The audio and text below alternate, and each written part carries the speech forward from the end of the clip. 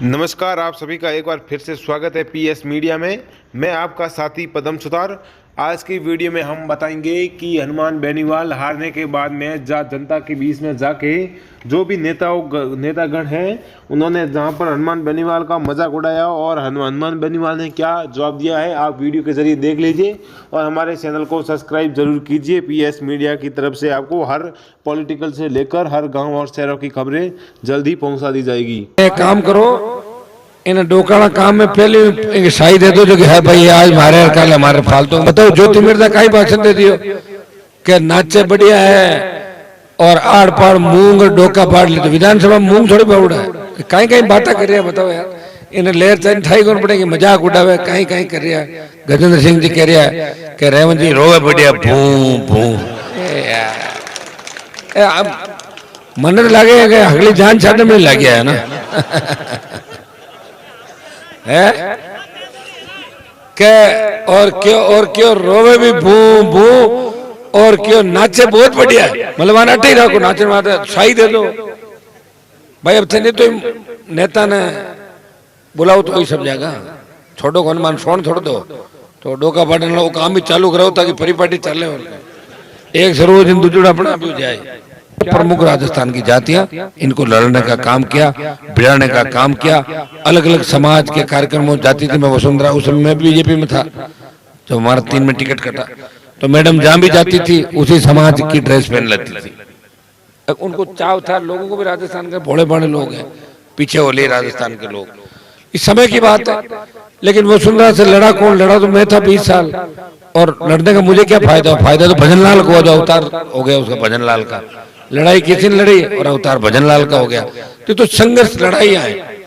अब आप बताओ, यहां आपके मंत्री खूब रहे, ऐसा नहीं खींवसर में मंत्री नहीं रहे, नागौर में मंत्री। पहले नागौर था और बाद में खींवसर बना। पीडब्ल्यूडी मंत्री भी रहे, बिजली मंत्री भी रहे।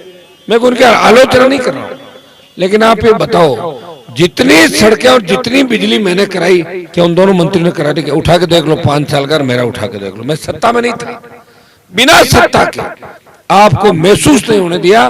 मेरे पास कोई व्यक्ति आया, मैंने उसको नहीं पूछा आपकी जाति का, लगाओ फोन किसको क्या कहना, बात भी करी, आपको हौसला भी दिया, ताकत भी दी। बच्चा जैसे हम नौकरी नहीं लगेगी हम क्या करें? अरे कुछ नहीं भैया, मैं घूम रहा हूं ना, शांत रहो। नौकरी तो दूसरा काम कर लेंगे, लोन दिला देंगे, काम करो, आगे बढ़ो। नौकरी सब कुछ थोड़ी होती है। मैंने खींवसर के लोगों को जगाने का प्रयास किया और मुझे खुशी है कि मैंने खींवसर विधानसभा क्षेत्र को जगा दिया और भाई भाई को समझने लग गया। और 15 साल में हनुमान बेनीवाल ने कभी एक झगड़ा खींवसर के अंदर नहीं कराया। कोई लड़े तो बता दो मुझे, लड़े हैं क्या कोई? और अगर मुझे थोड़ी सी बात का पता भी चला कि लड़ाई हो सकती है तो लड़ाई को मैंने मिटा दिया 15 मिनट के अंदर। ये तो आप मानते हो कि नहीं मानते? तो इससे बड़ी बात क्या हो सकती भाई बताओ? और कभी गया नहीं छोड़ के, चाहे मैं वसुंधरा से लड़ा, मोदी से लड़ा। जब देश में आवश्यकता पड़ी किसान कौम के लिए सत्ता छोड़ने की, तो कौन सत्ता छोड़ेगा? हनुमान बेनीवाल सत्ता छोड़ गया, सेना को ठेके पे दिया, मैं लड़ा। पहलवान बेटियों का चाहे मामला था, मैं लड़ा। लड़ना तो हरियाणा यूपी के किसान नेताओं को था, और पहलवान बेटियां तो हरियाणा की थी, राजस्थान की थोड़ी थी। वो तो कांग्रेस पार्टी चुनाव भी लड़ ली, सारा कुछ हो गया। लेकिन उस वक्त जब आवश्यकता थी मैं लड़ने के लिए गया था। एक समाज नहीं, सारे समाजों की लड़ाई लड़ी और सबसे बड़ी लड़ाई ये लड़ी कि कर्ज माफी के आंदोलन को अगर देश में हवा दी तो नागौर बाड़मेर की हुकार रैलियों ने कर्ज माफी के आंदोलन को देश के अंदर हवा दी।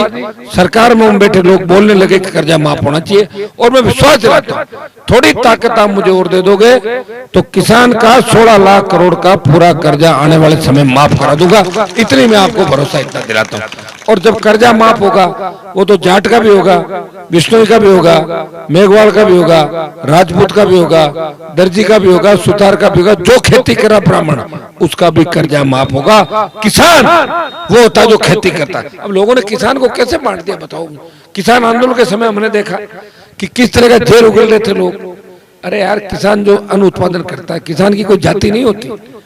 किन हालात के अंदर किसान अपने परिवार के साथ साथ इस देश का पेट भरता है, अन्नदाता। पेट्रोल डीजल 100 रुपए, चाहे जब सरकार रेट बढ़ा देती है, अनाज की कीमतें तो नहीं बढ़ रही है। अपना गेहूं, बाजरा, मूंग कितना बढ़ा बताओ मुझे? खाद की कीमत क्या होगी, खाद मिल ही नहीं रहा। इस बार इस सरकार में देखो क्या डीएपी मिल रहा है क्या आप लोगों को? हाँ, तो इससे अंदाज लगा लो कि भजनलाल कितना फेल है, नहीं मिला ना डीएपी। और भजनलाल तो ऐसा आदमी है, मोदी को 2-3 बार श्रद्धांजलि दे दी कि एक बार काट दी।